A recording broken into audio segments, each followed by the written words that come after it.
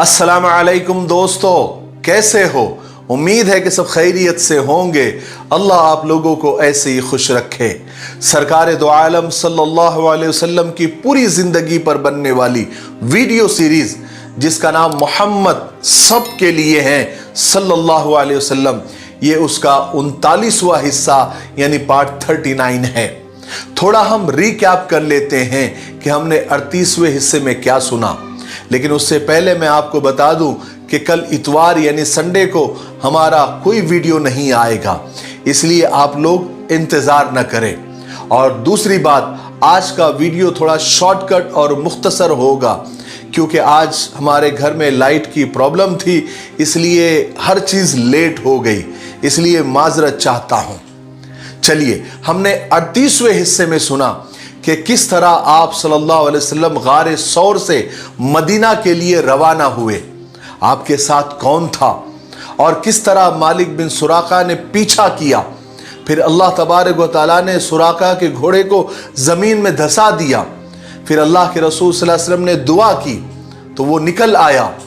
उसके बाद अल्लाह के रसूल सल्लल्लाहु अलैहि वसल्लम ने सुराका को पनाह दी, अमन दिया। उसके बाद वो मक्का वापस हो गए। फिर हजरत अली रजी अल्लाह तआला अन्हु हुजूर सल्लल्लाहु अलैहि वसल्लम के बिना मक्का में बहुत उदास रहते थे। उन्होंने जल्दी जल्दी सबकी अमानतें लोगों को वापस की और पैदल ही हुजूर पाक सल्लल्लाहु अलैहि वसल्लम से मिलने के शौक में मदीना के लिए रवाना हुए और हिजरत का सफर अभी जारी है। चलिए आगे सुनते हैं। सफर के दौरान आप सल्लल्लाहु अलैहि वसल्लम का गुजर एक औरत के खीमे पर हुआ। खीमा तंबू को कहते हैं, घर को कहते हैं जो जंगलों में और पहाड़ों में होते हैं। उस औरत का नाम उम्मे माबद खुजाइया था। वो बड़ी मेहमान नवाज थी, हर आने जाने वालों को खिलाया पिलाया करती थी। आप सल्लल्लाहु अलैहि वसल्लम ने उससे पूछा कि उम्मे माबद कुछ खाने पीने के लिए है? उसने कहा कि खुदा की कसम मेरे पास अभी कुछ भी नहीं है, वरना मैं जरूर तुम्हारी मेहमान नवाजी करती। और मेरी बकरियां भी दूर दराज चरने के लिए गई हुई है और ये दुष्काल और कहत का जमाना है। तो रसूल पाक सल्लल्लाहु अलैहि वसल्लम ने कोने में खड़ी एक दुबली पतली बकरी को देखा। तो आप सल्लल्लाहु अलैहि वसल्लम ने फरमाया, उम्मे माबद वो बकरी कैसी है? तो उम्मे माबद ने जवाब दिया कि उसके दुबले पतले पन की वजह से ही वो यहां पर खड़ी है, यानी वो इतनी कमजोर है, इतनी लागर है कि सब बकरियों के साथ चरने को भी नहीं जा सकती थी। आप सल्लल्लाहु अलैहि वसल्लम ने फरमाया, मैं उसका दूध धो लूं? तो उम्मे माबद ने बड़े ताज्जुब से कहा कि मेरे माँ बाप आप पर कुर्बान, इस बकरी के बदन में गोश्त नहीं है तो थन में दूध कहां से आएगा? मगर आपको अगर उसमें दूध नजर आता है तो आप जरूर धो लो।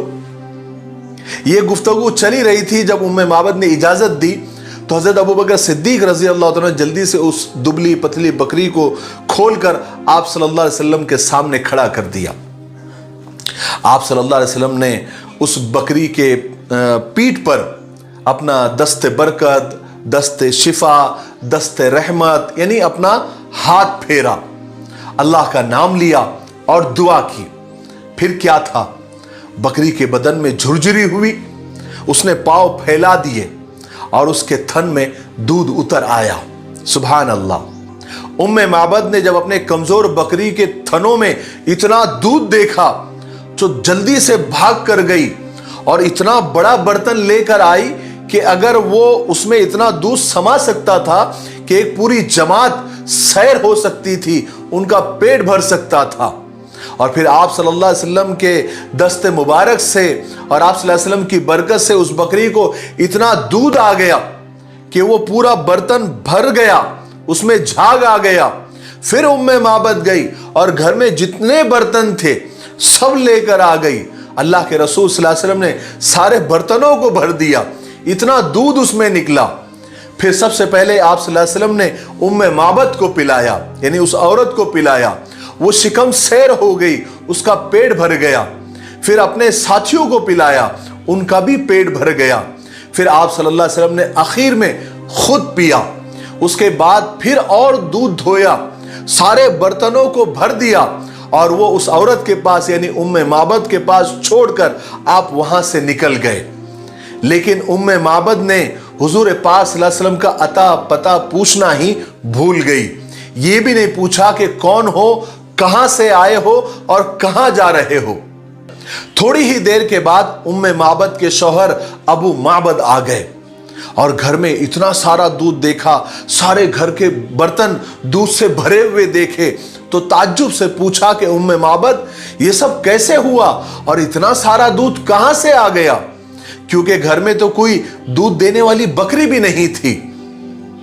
तब उम्मे माबद ने तो हुजूर का ना नाम पूछा था, ना अता पता पूछा था, ना उनको ये मालूम था कि वो कहां से आए और किधर को गए।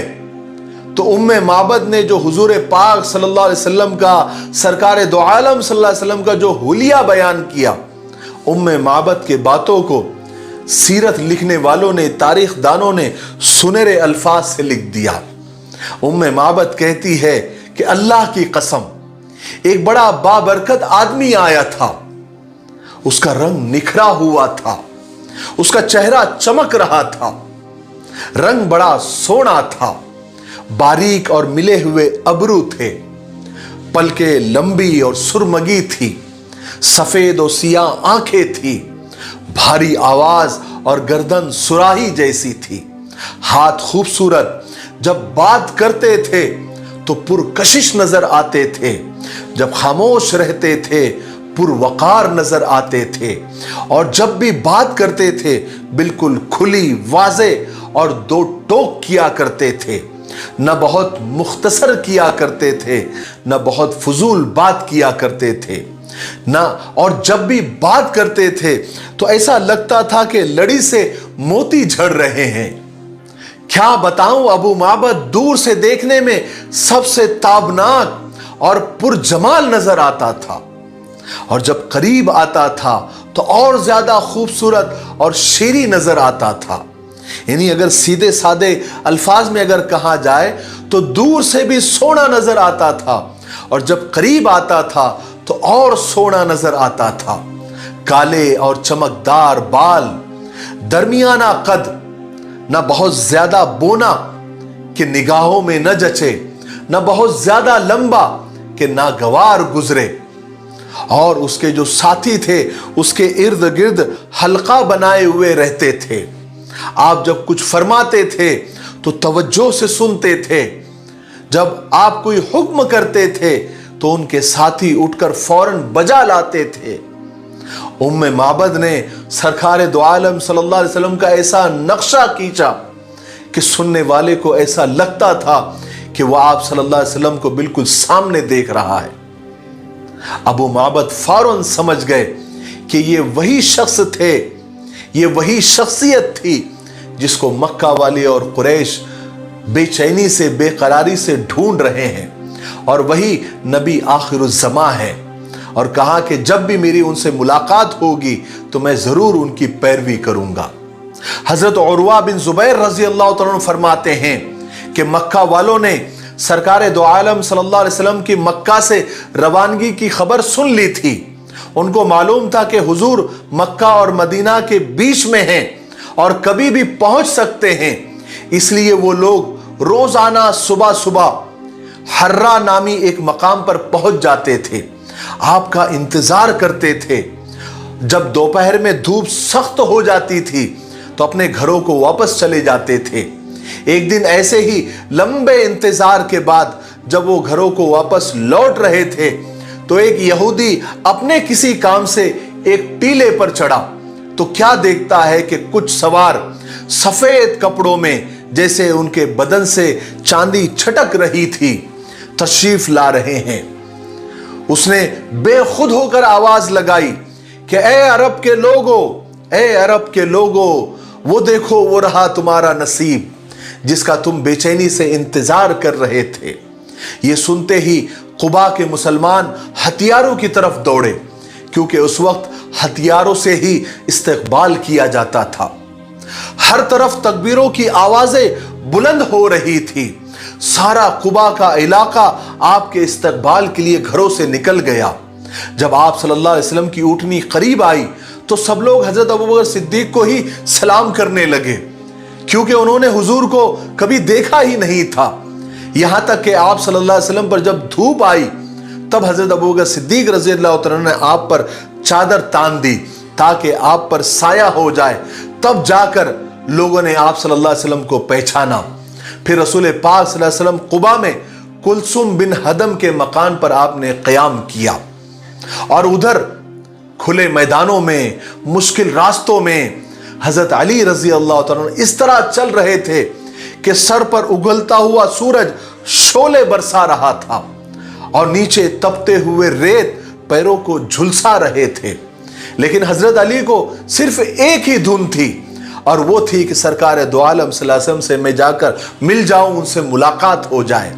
ویسے ہی حضرت علی رضی اللہ تعالیٰ بس چلتے رہے یہاں تک کہ ان کے پیروں میں آبلے پڑ گئے، لیکن انہوں نے چلنا بند نہیں کیا، حالانکہ ان آبلوں کی وجہ سے ان کا چلنا دوبر ہو گیا تھا، مگر منزل پر پہنچنے کی آرزو انہیں روک نہیں پائی، بس وہ چلتے رہے۔ اتنی تھکن اور تکلیف کے باوجود وہ رکے نہیں، کہیں پر بھی نہیں رکے، بلکہ وہ انہی تکلیفوں کے ساتھ لڑتے رہے، یہاں تک کہ قباء میں سرکار دو عالم صلی اللہ علیہ وسلم سے جا کر مل لیے۔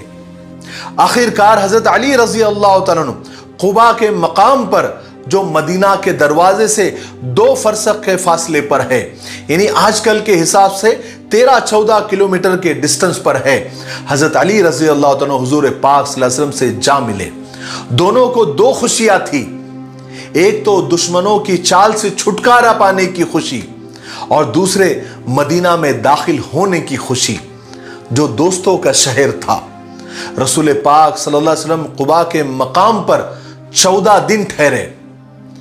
اس دوران آپ نے وہاں پر ایک مسجد کی بنیاد بھی رکھی، آپ نے وہاں نمازیں بھی پڑھی، اور یہ آپ صلی اللہ علیہ وسلم کے نبوت کے بعد پہلی مسجد تھی جس کی بنیاد تقوی پر رکھی گئی۔ پھر آپ صلی اللہ علیہ وسلم اللہ کے حکم سے اپنے ساتھیوں کے ساتھ مدینہ کے لیے روانہ ہوئے۔ جانے سے پہلے آپ صلی اللہ علیہ وسلم نے بنو نجار، جو آپ صلی اللہ علیہ وسلم کے ماموں کا قبیلہ تھا، آپ کے آنے کی اطلاع بھیجی، اور پھر راستے سے چلتے ہوئے بنو سالم بن عوف کے وادی میں آپ نے جمعہ پڑھا۔ آج بھی وہاں پر مسجد ہے جہاں آپ نے جمعہ پڑھا تھا، آپ کے ساتھ 100 لوگ تھے۔ جمعہ کی نماز کے بعد آپ صلی اللہ علیہ وسلم مدینہ کے لیے روانہ ہوئے۔ مدینہ والوں کے لیے سرکار دو عالم صلی اللہ علیہ وسلم کی تشریف آوری، یعنی آپ کا آنا، ایک زبردست خوشی کا پیغام تھی، جس کے لیے کیا مسلمان، کیا مشرک، کیا یہودی سب تیاریاں کر رہے تھے۔ مدینہ والے بڑے جوش اور خروش کے ساتھ اس لمحے کا انتظار کر رہے تھے جب آپ صلی اللہ علیہ وسلم مدینہ میں قدم رکھیں گے۔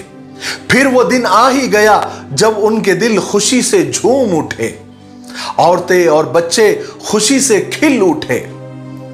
جو مسلمانوں کے ساتھ جو دوسرے لوگ تھے، وہ خود بھی رسول پاک صلی اللہ علیہ وسلم کا انتظار کر رہے تھے۔ وہ آپ صلی اللہ علیہ وسلم کے انتظار میں مسلمانوں کی بے قراری دیکھ رہے تھے، بے چینی دیکھ رہے تھے۔ وہ خود بھی رسول پاک صلی اللہ علیہ وسلم کا بے چینی سے انتظار کر رہے تھے۔ پھر اچانک مدینہ کی گلیوں میں یہ آواز گونجی کہ دیکھو وہ عظیم ہستی آ گئے، دیکھو وہ عظیم ہستی آ گئی۔ پھر اچانک کیا بوڑھے، کیا بچے، کیا جوان، کیا مشرک، کیا یہودی حضور پاک صلی اللہ علیہ وسلم کا استقبال کرنے کے لیے اپنے گھروں سے باہر آ گئے۔ اس کے بعد رسول پاک صلی اللہ علیہ وسلم مدینہ شہر میں داخل ہوئے، جس شہر نے اس وقت آپ کا ساتھ دیا جب آپ کے خود شہر نے آپ کے ساتھ دشمنی کی۔ آپ صلی اللہ علیہ وسلم کو یہاں پر وہ انصاری صحابہ گھیرے ہوئے تھے جنہوں نے اس وقت آپ کا ساتھ دینے کا اور مدد کرنے کا حلف اٹھایا تھا، جب خود آپ کی قوم آپ کے ساتھ دغا کر رہی تھی، تکلیفیں دے رہی تھی۔ مدینہ کی تاریخ میں یہ ایک یادگار اور انتہائی برکت والا دن تھا۔ آج سے سب بچے، بڑے، مرد، عورت سب اس قدر خوش تھے جتنے کبھی دیکھے نہیں گئے۔ آج دنیا کے سب سے بڑے اور سب سے بزرگ انسان نے اس شہر کو اپنے مبارک قدموں سے عزت بخشی تھی۔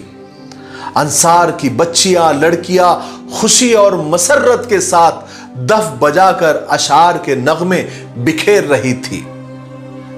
इस दिन से पहले मदीना का नाम यसरब था, लेकिन आप सल्लल्लाहु अलैहि वसल्लम के दाखिल होने के बाद इस शहर का नाम मदीनतुर रसूल, शहर रसूल, मदीना मुनव्वरा और शॉर्टकट में मदीना पड़ गया। आज के लिए इतना काफी है, इसलिए अब हम यहीं पर रुकते हैं क्योंकि वीडियो अब काफी लंबा हो गया है। आने वाले 40वें हिस्से में यानी पार्ट 40 में हम आगे के वाकयात सुनेंगे कि आप सल्लल्लाहु अलैहि वसल्लम के मदीने में दाखिले पर हर शख्स ये चाह रहा था कि हुजूर पाक सल्लल्लाहु अलैहि वसल्लम हमारे मेहमान बने। इसलिए फिर क्या फैसला किया गया, फिर आप सल्लल्लाहु अलैहि वसल्लम की मुबारक ऊँटनी किसके घर के सामने जाकर रुकी, आप किसके मेहमान बने और किसको मेजबानी मिली, और जो यहूदी जो दुश्मन थे उनका क्या रिएक्शन था और किस तरह के लोग आपसे मिलने के लिए आए और आपका मदीना का पहला दिन कैसे गुजरा, ये हम पीर के दिन 40वें हिस्से में हम सुनेंगे। तब तक आप इस सीरीज के वीडियो को ज्यादा से ज्यादा लाइक करें, शेयर करें, कमेंट करें ताकि हमारी हिम्मत अफजाई हो, हमारे वीडियोस को व्यूज मिलते रहे, इससे हमें हौसला मिलता रहेगा और हम आगे काम करते रहेंगे। मुझे उम्मीद है कि आप ऐसा ज़रूर करेंगे और आने वाले सीरत क्विज़ यानी सवाल और जवाब के इनामी मुकाबले में भी आप लोग ज़रूर इंशाअल्लाह अपने माली इमदाद भी करेंगे। ये बारकोड आपको नज़र आ रहा है, इसको स्कैन करके भी आप अपने माली ताउन कर सकते हैं। इंशाअल्लाह 2-4 दिनों में हम उसके रूल्स और रेगुलेशन का एक वीडियो तैयार कर रहे हैं जो अनकरीब आपके सामने इंशाअल्लाह आएगा। तब तक मेरे लिए, पूरी उम्मत के लिए और पूरी इंसानियत के लिए खैर और भलाई की दुआ करते रहे। अस्सलामु अलैकुम व रहमतुल्लाहि व बरकातुहू।